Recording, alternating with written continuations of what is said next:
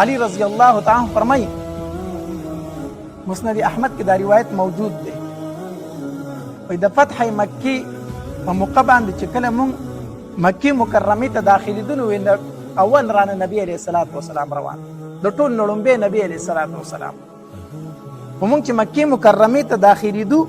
نو په لاره کې یوه سپی واو خپل بچي پې لګیا و هغې نه پی رودل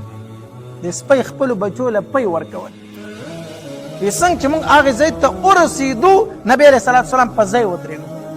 او اواز یې وکړو خبردار کافره ګورې مخکې رانه شئ ودرېږئ په لاره کې یوه سپی ده چې بچو ته پی ورکوي ګورې ودرېږئ په ځای باندې الله او نبی علیه صلات وسلام صحابه کرامو ته وفرمایي لار بدل کړئ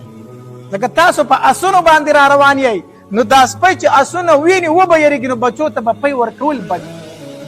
لاړه به شي د بچو نه لاره بدل کړئ لاره په بلې لار ته ځئ په دې لاره مه راځئ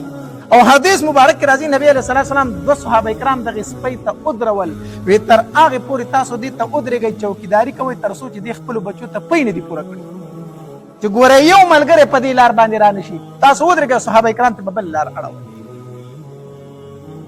موږ د هغې پیغمبر نوم اخیستونکي یو چې هغه په ځناورو باندې دومره مهربان په ځناورو باندې الله